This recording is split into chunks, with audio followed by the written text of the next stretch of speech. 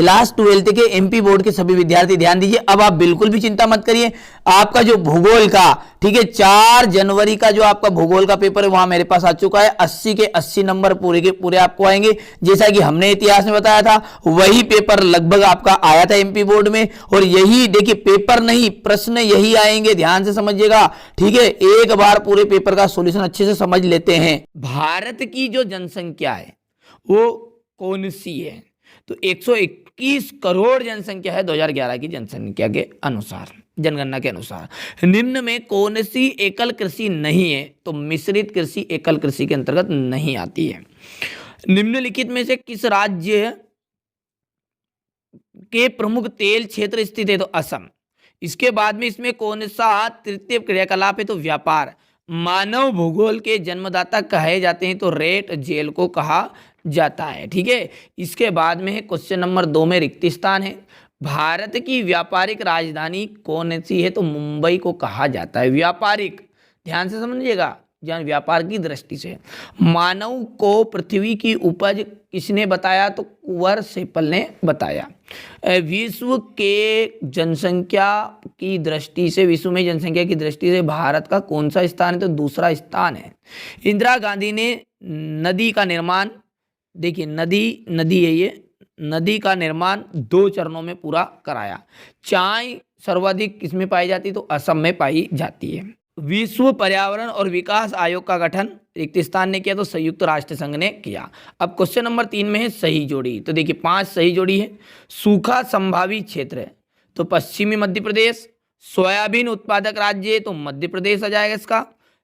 सिख धर्म, ठीक है, तो यहाँ पर देखिएगा सिख धर्म पंजाब हरियाणा में ज़्यादा पाया जाता है। और सबसे लंबी गैस पाइपलाइन हजारी विजयपुर जगदीशपुर। कृषि, और कृषि का जाएगी प्राथमिक क्रिया के अंतर्गत कृषि हमारी आती है। चलिए आगे बढ़ते हैं, क्वेश्चन नंबर 4 को समझेंगे अच्छे से। देखिए व्यवहारवादी भूगोल का संबंध किस सार्वजनिक विषय से है? तो मनोविज्ञान से है। किसी देश का जो वास्तविक धन क्या होता है? उस देश का जो निवासी होता है ना, उसको ही वास्तविक धन कहते हैं। भारत के किस क्षेत्र में जल की मांग सबसे अधिक है? ठीक है, तो ये है किस क्षेत्र? तो यह आ जाएगा कृषि में सिंचाई करने हेतु। मानव विकास का उद्देश्य क्या है? जीवन की गुणवत्ता में सुधार करना। भोपाल मध्य प्रदेश का किस प्रशासनिक नगर है? तो प्रशासनिक नगर के अंतर्गत ये आता है। और सतत पोषणीय विकास का उद्देश्य क्या है? तो प्राथमिक संसाधनों का संरक्षण। अब रही बात सत्य सत्य की, तो सत्य सत्य जानते हैं। पर्यावरण निश्चयवाद के अनुसार मानव प्रकृति का दास है, तो बिल्कुल एकदम राइट है। खनिज संसाधन संपूर्ण विश्व में समान रूप से वितरित है, तो देखिए आप खुद जानते हैं असमान रूप से एक प्रश्न भी है कि खनिज संसाधन जो है संपूर्ण विश्व में असमान रूप से वितरित है, क्यों या क्या कारण है? तो ये असत्य हो गया। 10 से 19 वर्ष की आयु के वर्ग को किशोर वर्ग कहा जाता है, तो एकदम राइट है। अशोका को जापान का मैनचेस्टर कहते हैं, सत्य है। स्त्रियों का प्रवास अधिक नहीं होता। देखिए स्त्री प्रवास का मतलब क्या है?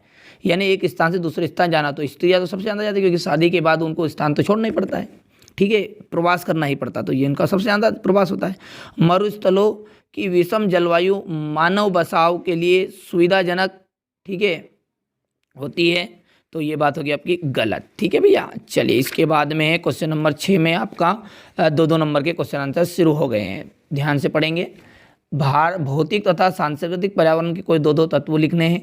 नव निश्चयवाद क्या है? लिखिए। सहकारी कृषि किसे कहते हैं? ट्रक कृषि किसे कहते हैं? उत्प्रवास और आप्रवास क्या है? जनसंख्या संगठन से क्या से है? घेरिसन नगर क्या होते हैं? उनके कार्य बताना है।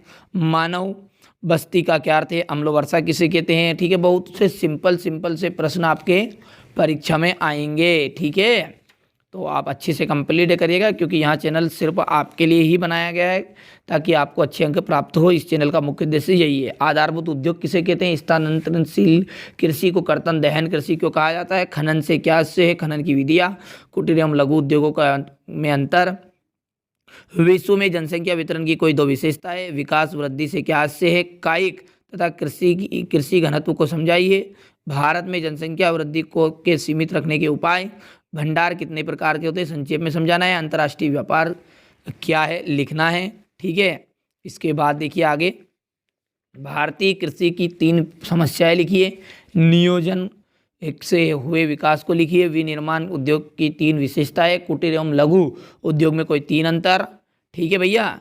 तो भारत में जल संरक्षण करना क्यों आवश्यक है।